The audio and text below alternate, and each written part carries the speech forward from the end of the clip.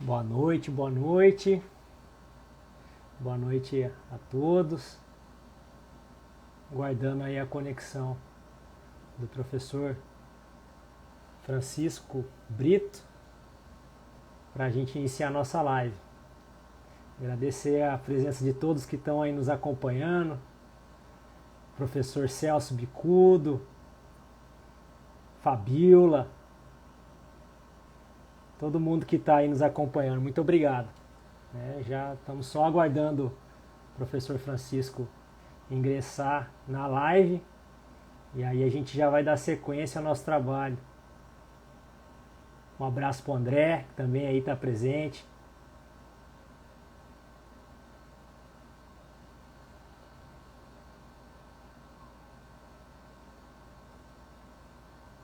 Professor Francisco.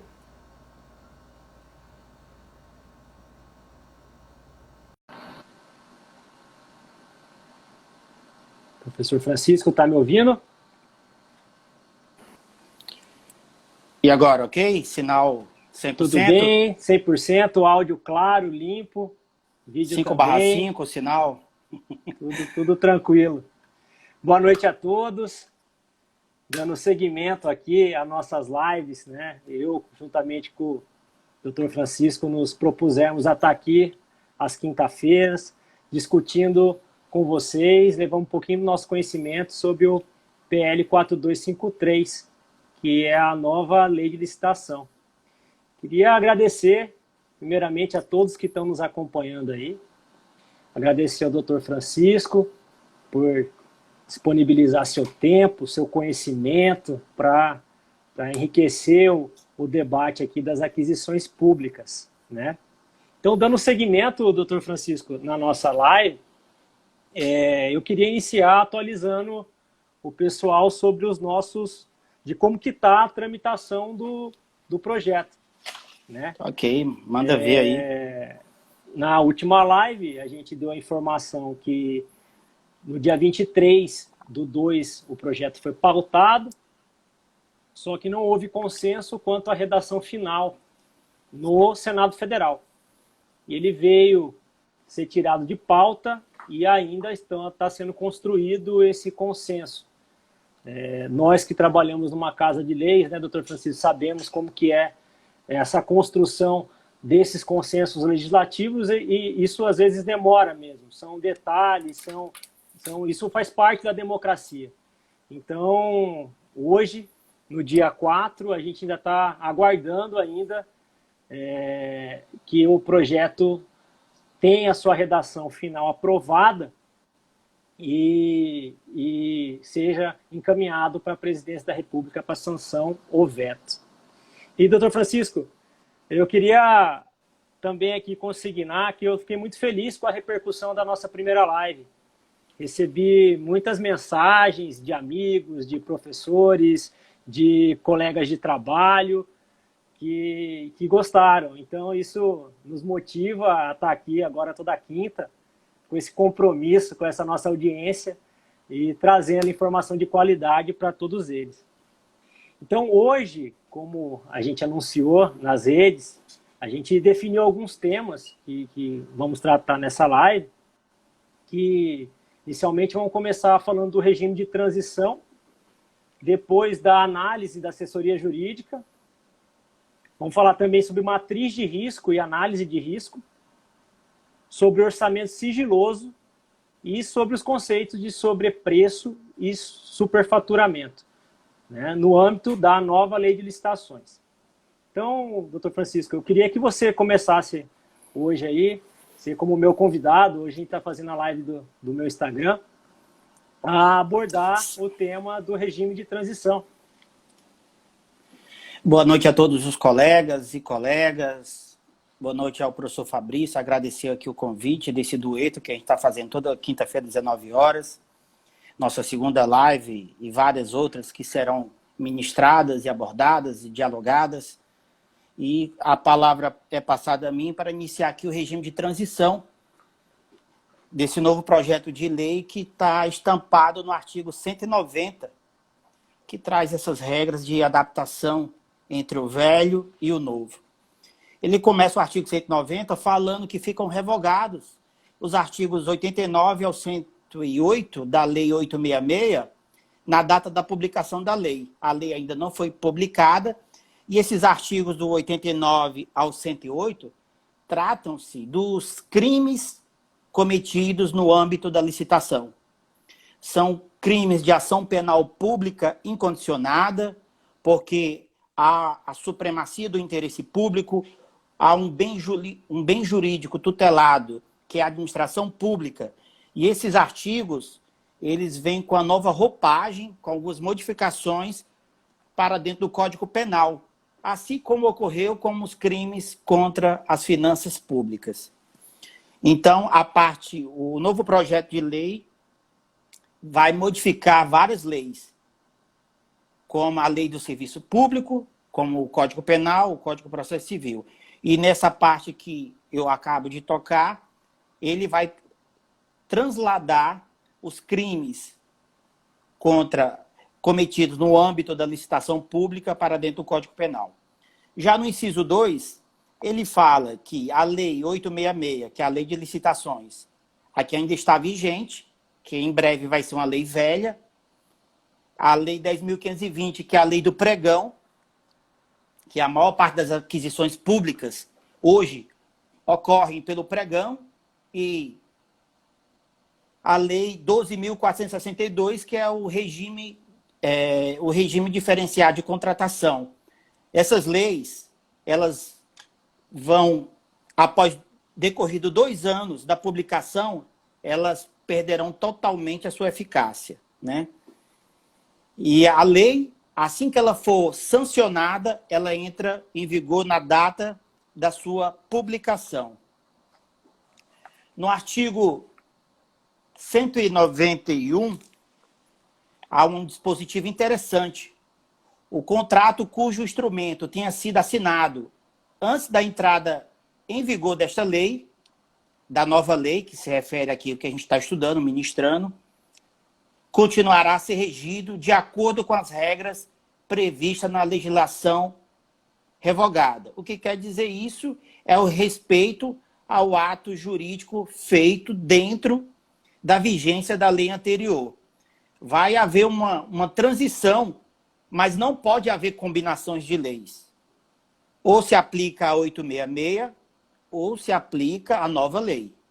E os contratos que foram assinados na vigência da lei antiga, eles serão regidos pela lei antiga, inclusive os futuros aditivos. Exemplo, tem contratos que chegam a permanecer durante 60 meses. Então, eles vão ser regidos pela antiga lei. E no parágrafo 2º vai: até o decurso do prazo de 2 anos de que trata o inciso 2 do caput, a administração poderá optar por licitar de acordo com esta lei, que é a nova, ou de acordo com as leis citadas, que são as leis velhas, tanto a Lei 866 como a Lei do Pregão. Expressamente, desde que o edital traga lá, já na sua parte preambular, qual é a lei que vai reger o tema.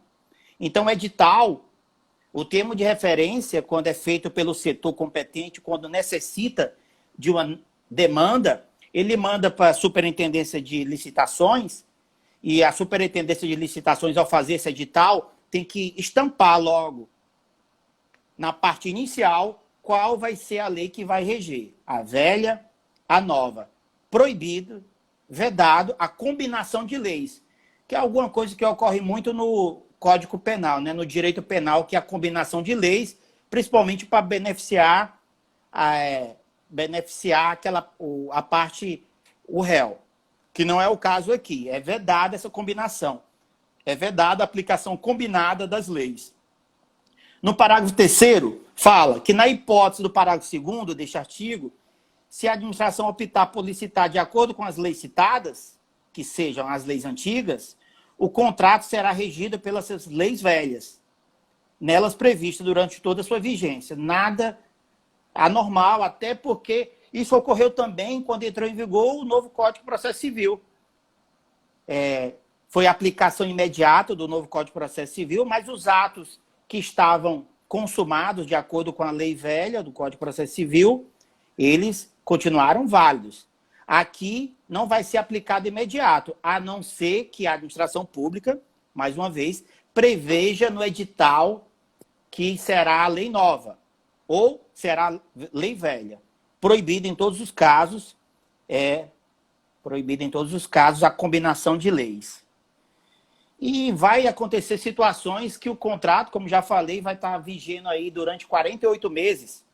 Os contratos de prorrogação continuada, como telefonia, os contratos de energia, são contratos contínuos. E vai acontecer uma situação que a lei já está vigente, já passou o prazo de 2 anos. E aí, nessa situação, o que é que o senhor entende, professor, que vai acontecer nessa situação? Eu acho muito interessante isso. Você pegar os contratos continuados, que eles podem ter sua prorrogação, sua vigência em até 60 meses. Então, vamos fazer um exercício aqui. Se um contrato foi assinado, vamos supor que o projeto de lei seja sancionado e publicado por agora, né? Logo. Um projeto de lei, um contrato que seja assinado no final desse período de transição de 2 anos, ou seja, lá em 2023, e é um contrato continuado, que pode ser prorrogado por 60 meses, a vigência desse contrato, ele vai se encerrar só em 2028. Sim. Então, nós vamos ter um longo período de transição, né? Então, para o pessoal que não gosta da 866, ela vai ficar aí conosco ainda um bom tempo, né? Então, a gente vai ter que saber trabalhar com os 2 regimes. E isso vai demandar capacitação, aperfeiçoação da administração pública, dos fornecedores, né? Que agora a gente não tem só uma lei, nós vamos ter 2 leis para trabalhar. E com relação a esse regime de transição em 2 anos, algo semelhante aconteceu com a lei das estatais. E teve até um julgado do TCU, de uma situação inusitada, que a fase interna do processo, ela começou no regime antigo, termo de referência.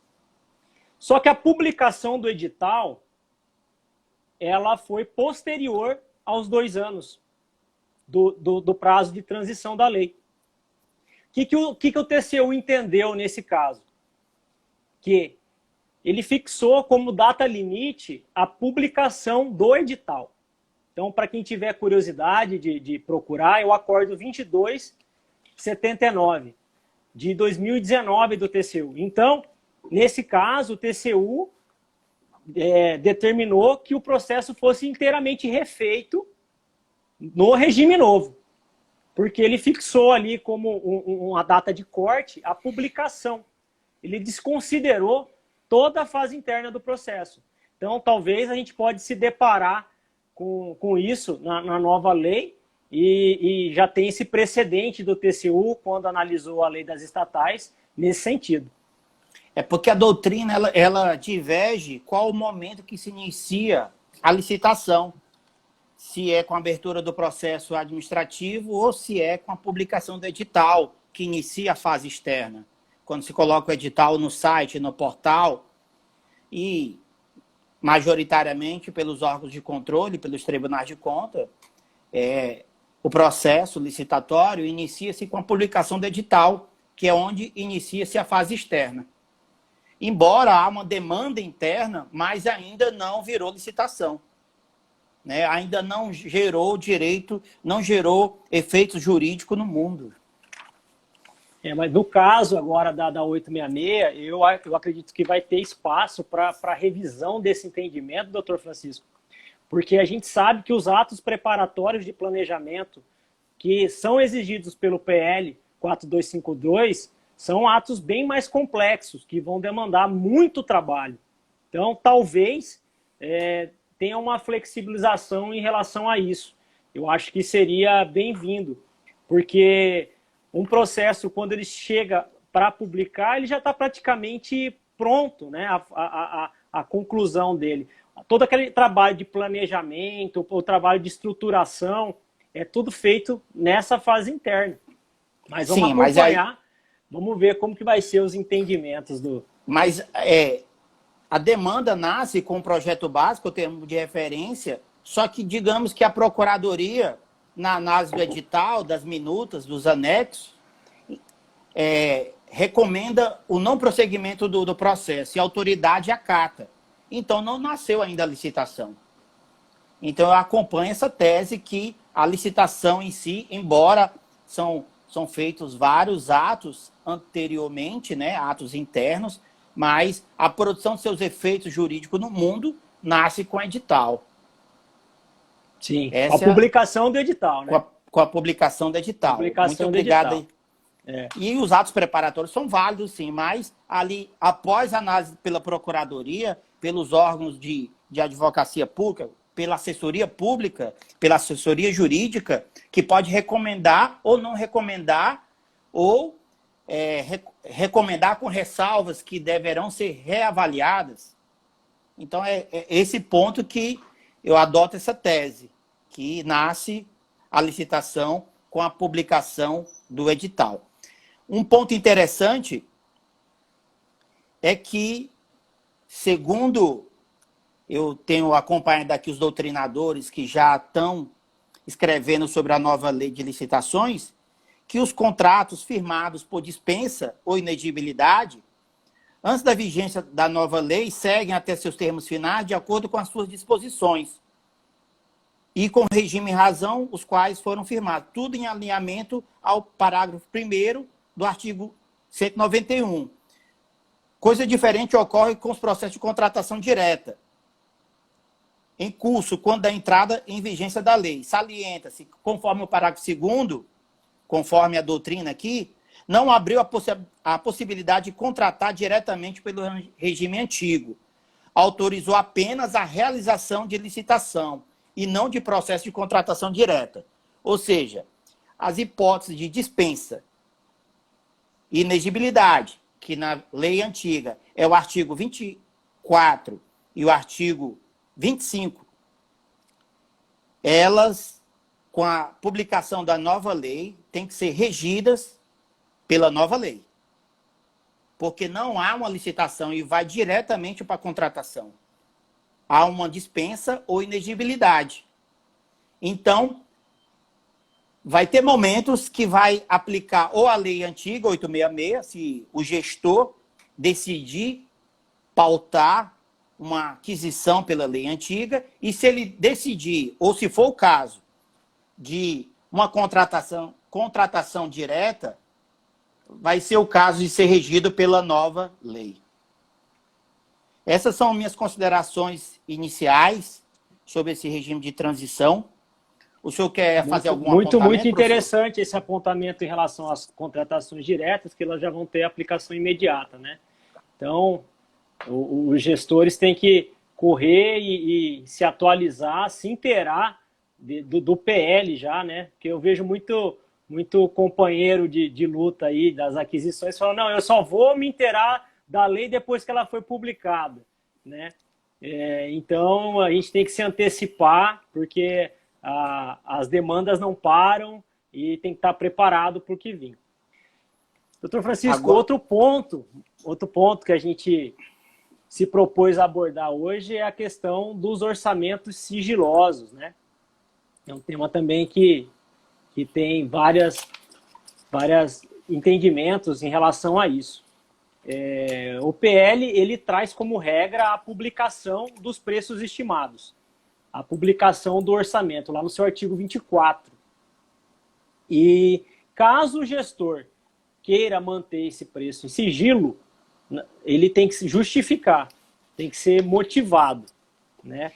Só para a nossa audiência compreender, muitas vezes o gestor, principalmente no pregão, né, isso já foi muito discutido na jurisprudência, mantém o preço em sigilo, visando ter uma melhor negociação com o fornecedor. Porque caso o fornecedor já entenda qual o preço a administração está disposta a pagar, pode ser que ele não oferte sua melhor proposta, né? Só que, para tomar essa decisão, o PL traz essa obrigação que o gestor motive, né? Justifique por quê.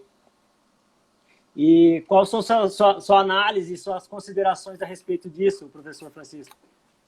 O orçamento sigiloso é uma inovação total do novo projeto de lei, uma coisa que já é interessante porque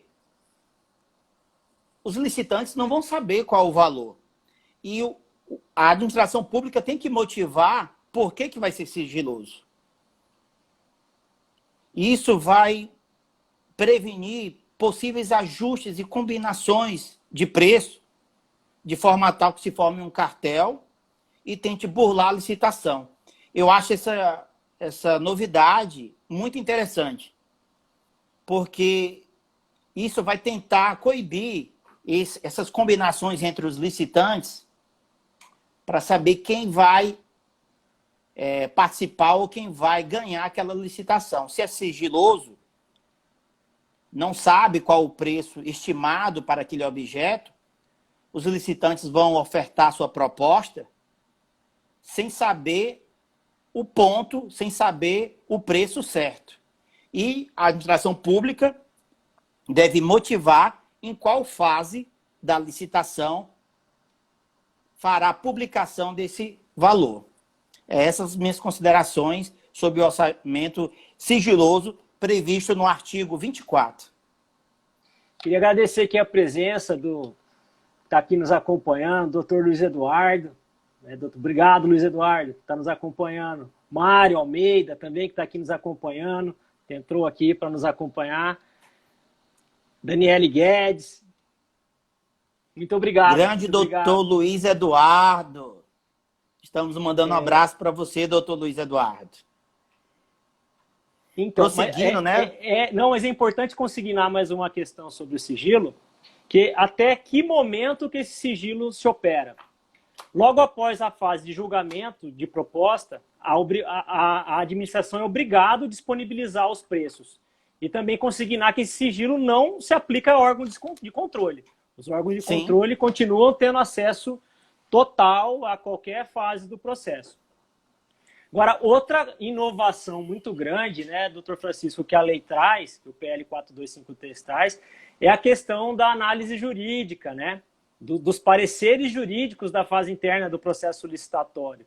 Então, lá no PL, ele traz uma relação de obrigações para esse parecerista, né, e eu queria que o senhor abordasse aí, comentasse essas questões. O que você achou disso? As inovações aqui do artigo 52 do novo projeto de lei, ele consolidou o entendimento do tribunal. Em várias decisões dos tribunais de contas, o que está estampado nas normas aqui do artigo 52 já eram de aplicação conforme a jurisprudência consolidada. Então, ele positivou aquilo que já era aplicado. Eu não vejo nenhuma grande novidade. Não vejo no artigo 52. Embora a antiga lei não era clara. Aliás, ela, nesse ponto, era até anacrônica. Ela não regulava de forma positivada o papel da assessoria jurídica na análise do processo licitatório. Então, com o novo projeto, consolidou, encaixou um núcleo, um ponto onde você vai procurar as regras que vão balizar a atuação desse órgão de controle interno, que é a Procuradoria, a Advocacia Pública, a depender do órgão. Se for na União, a Advocacia da União, se for nos estados, a Procuradoria do Estado, se for no município, as Procuradorias do município. Eu vou iniciar minha abordagem, porque esse tema é pertinente às minhas atribuições, e eu vou começar aqui falando sobre esse artigo 52, que ele fala: ao final da fase preparatória, o processo licitatório seguirá para o órgão de assessoramento jurídico da administração, que realizará o controle prévio de legalidade, ou seja, a análise jurídica da contratação.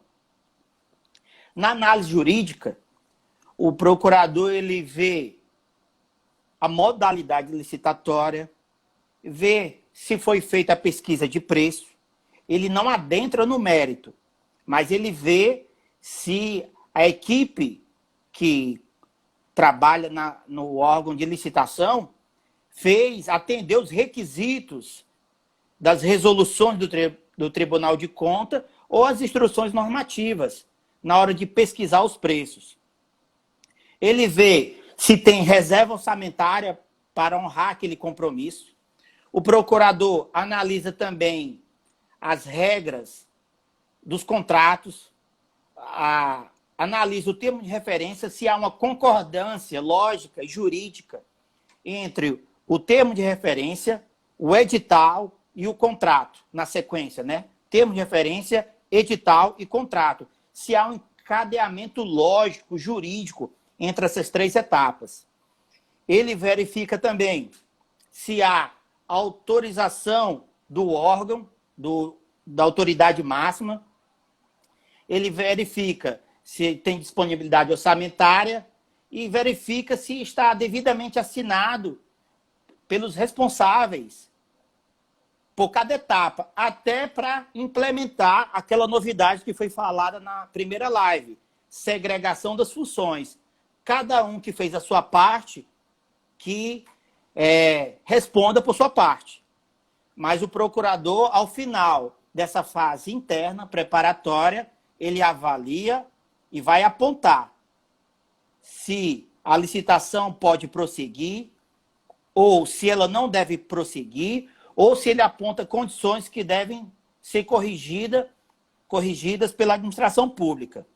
Na sequência, eu vou trazer alguns parágrafos aqui, incisos, do artigo 52, até para elucidar, sem perder o olho aqui no tempo, que a gente tem que controlar, que não pode passar de 1 hora. Exatamente. Pode ficar tranquilo, estou de olho aqui no tempo. Monitora também. Na elaboração do parecer jurídico, o órgão de assessoramento deverá apreciar o processo licitatório como todo, segundo critérios objetivos, prévios, e segundo o ordenamento jurídico, que não é só a lei, que também compõe o quê? As decisões dos tribunais de conta.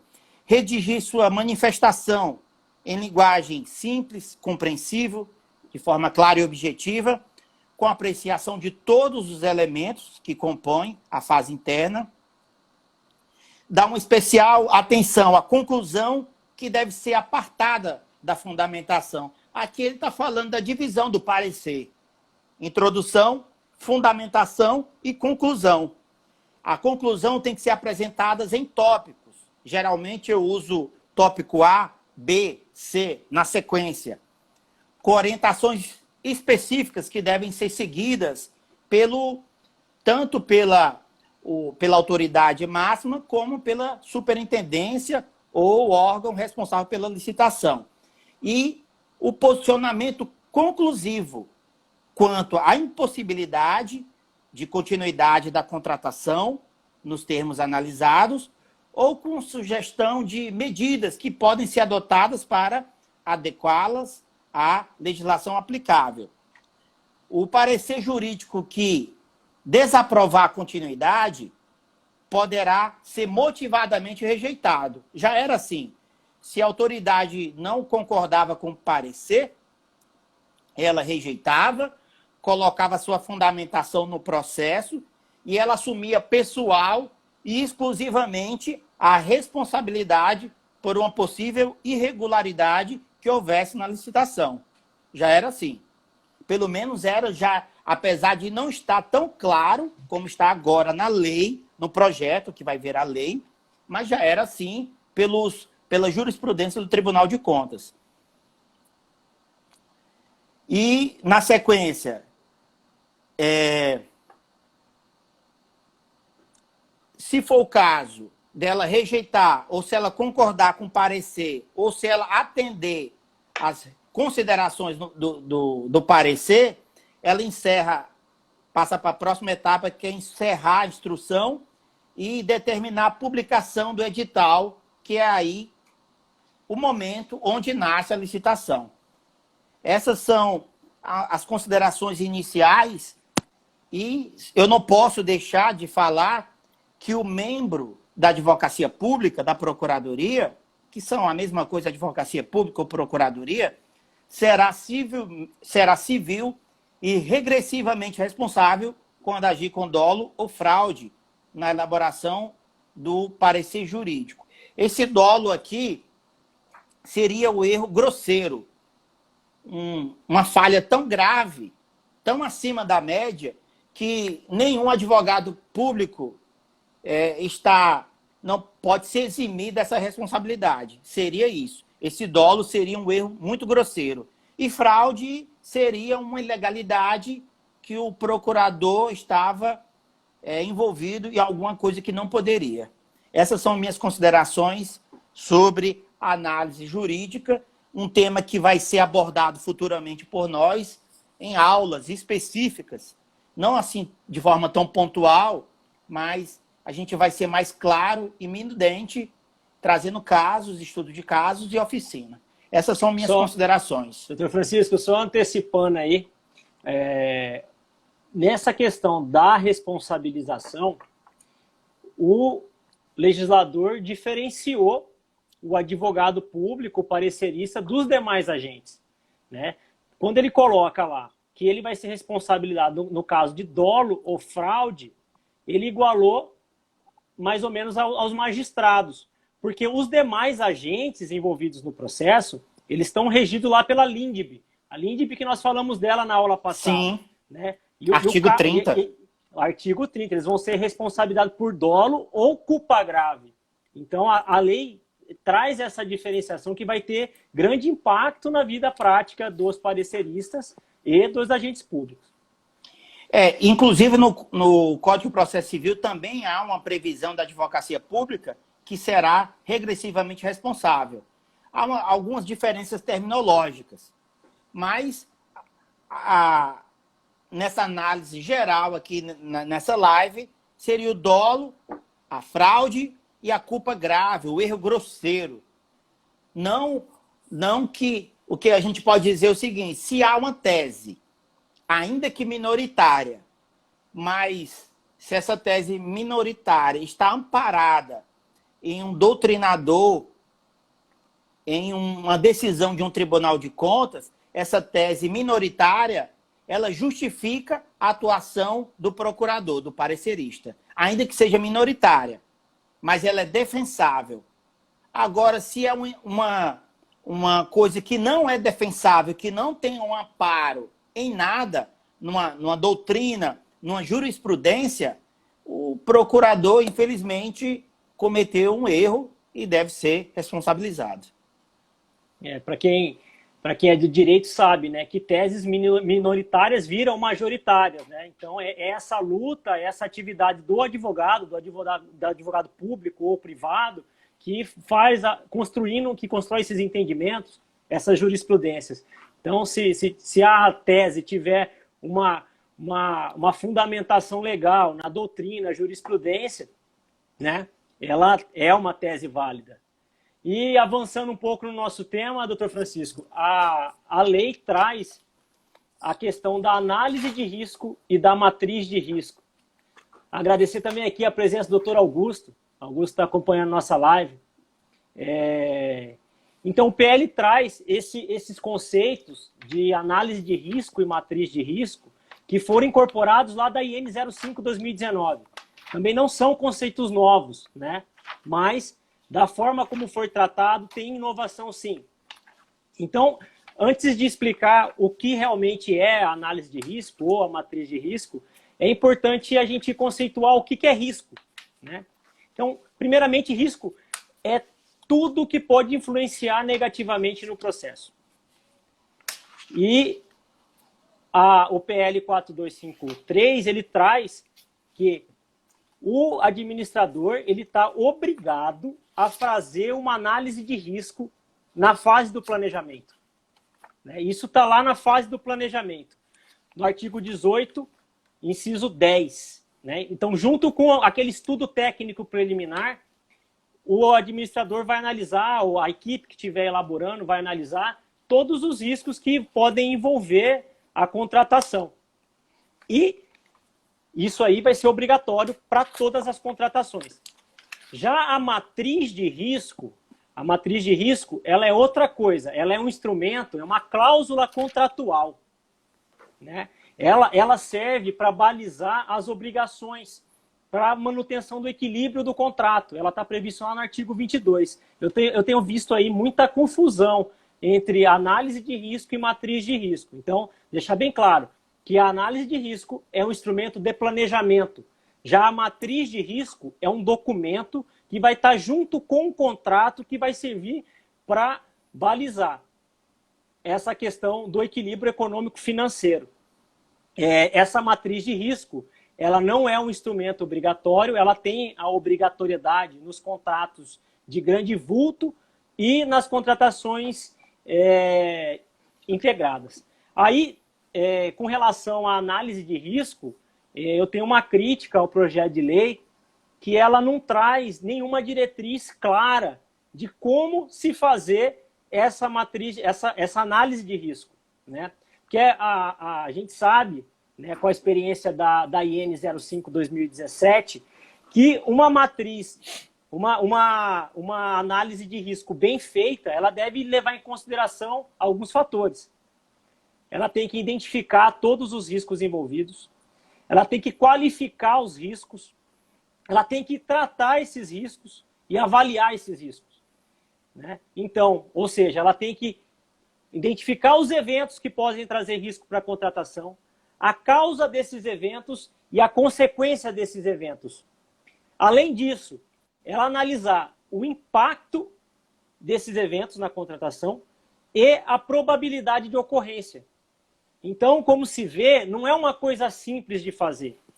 Quando o legislador ele obriga que todos os contratos tenham isso, mesmo as contratações mais simples, eu vejo uma certa dificuldade da administração pública operacionalizar, né? Vai depender, vai precisar de muita qualificação dos servidores, e isso leva tempo também, né?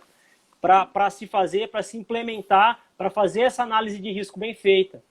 Então, eu acho que vai ficar aí a cabo dos órgãos, por meio de regulamentação interna ou o governo federal via decreto, trazer alguma diretriz mais clara de como ser feita essa análise de risco que ficou obrigatória para todos os contratos. A análise de risco, ela é interessante, mas eu gostei bastante foi da matriz de risco, porque vai ser um contrato que vai repartir a responsabilidade entre a administração pública e o contratado. Se ocorrer um fato superveniente, não previsto, que vai onerar demais a execução contratual, e não foi previsto, mas há uma cláusula que ampara, uma cláusula que, se ocorrer, então isso vai facilitar o quê? O acordo entre a administração e o contratado durante a execução, porque o contratado também não pode assumir toda a bronca, todos os ônus de fatos supervenientes que ocorrem durante a execução contratual, porque ele vai ter que pagar mão de obra, vai ter que pagar mobilização, vai ter custos a mais.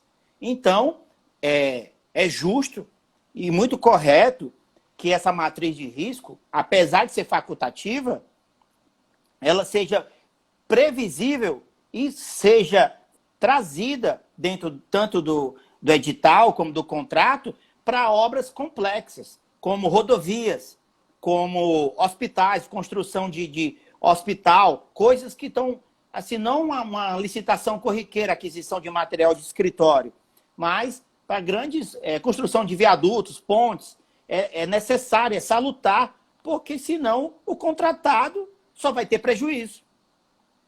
Então não compensa para ele.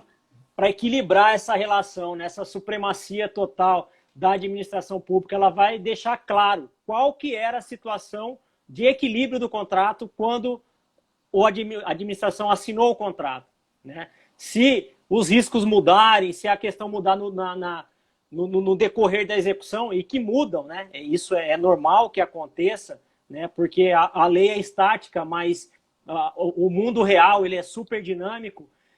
A administração e o contratado vai ter parâmetros, né, nessa matriz de risco para reequilibrar esse contrato, para manter o equilíbrio ali e, com isso, ter a conclusão da obra, ter a conclusão do hospital, ter a conclusão do viaduto.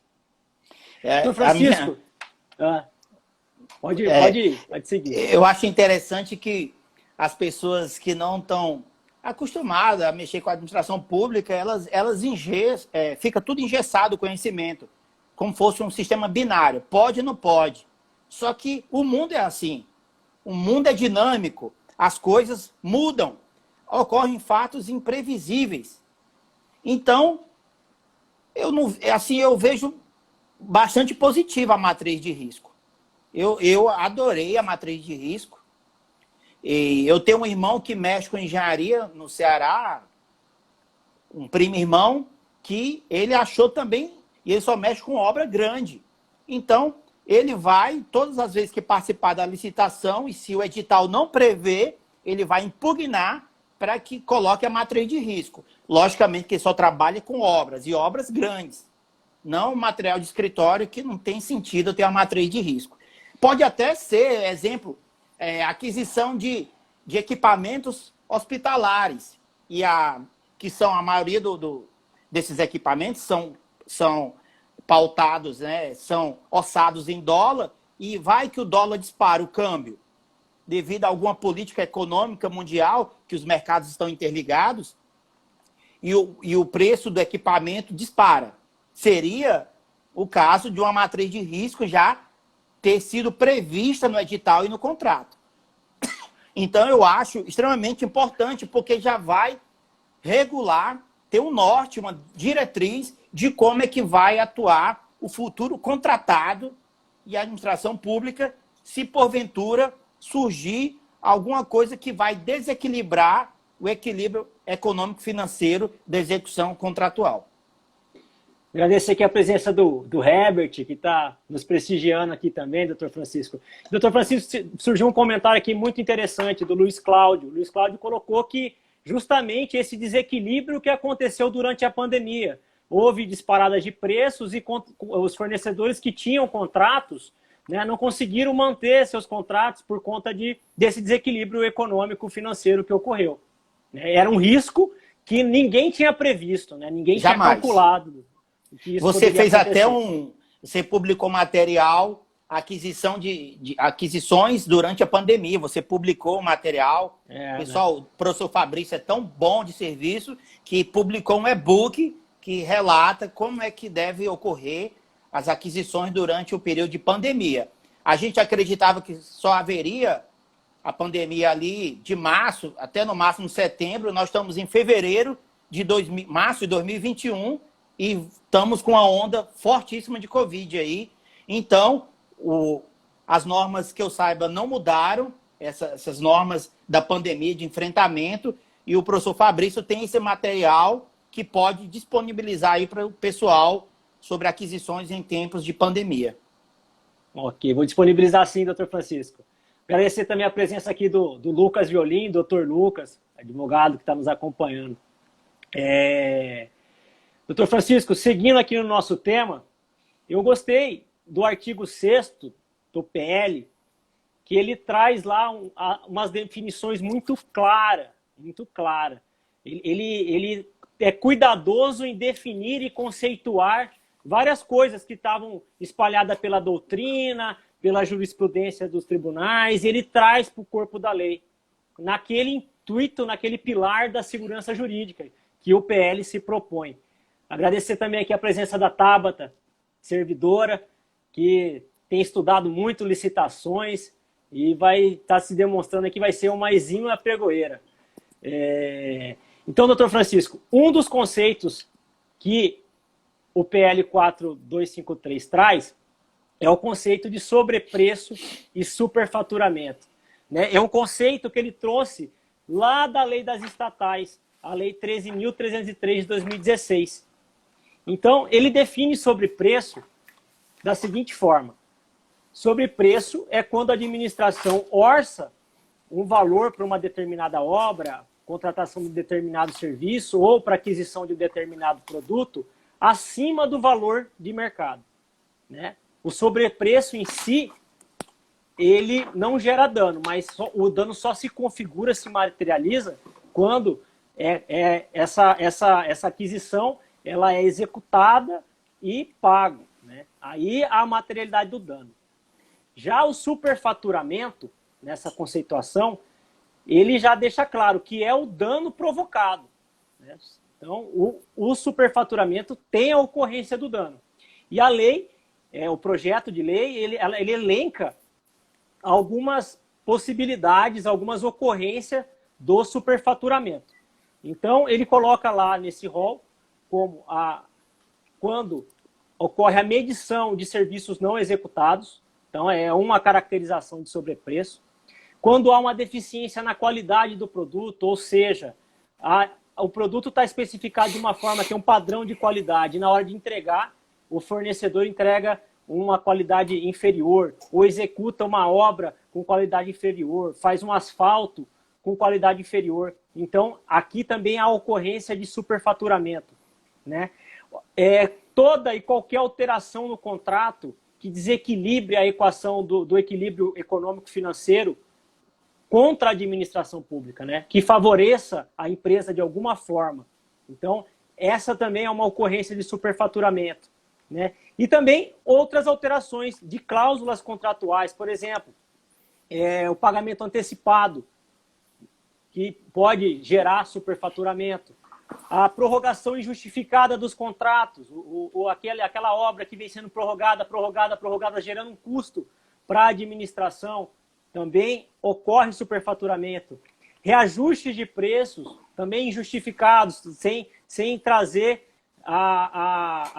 os índices aplicado ao caso, também há ocorrência de superfaturamento. Então, ao meu ver, foi muito bom que a lei trouxe esses conceitos, dentre outros, a gente elencou esse aqui, que eu achei que seria muito importante tratar dele, para deixar claro, né, tanto para o administrador na hora da execução, quanto para os órgãos de controle, né? Ela fixa parâmetros claros.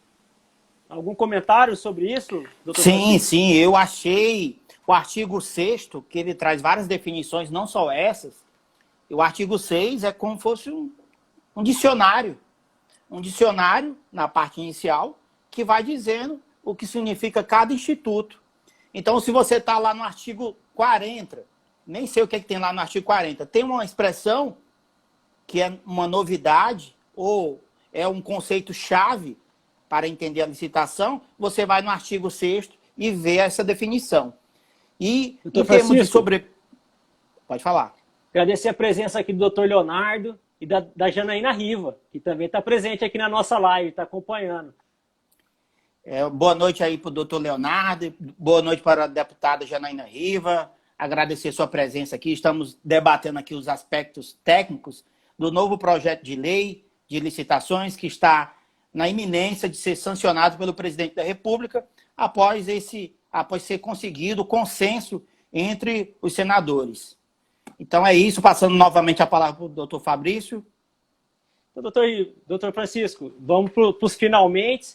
Eu queria agradecer aqui a participação de todos, né? Surgiram várias perguntas aqui que podem ser tema das próximas lives, né? Nós temos muitos assuntos para debater ainda a respeito desse novo projeto de lei que vem para melhorar. Eu sou otimista em relação a ele. Eu vejo muito pessoal que está comentando na internet sendo muito crítico, muito ácido ao projeto de lei, mas eu tenho acompanhado o trabalho do Ministério da Economia através do professor Renato Fenili, que é o secretário de gestão, que está à frente, conduzindo, né, toda essa revolução que está acontecendo nas compras públicas, e eu sou muito otimista, né?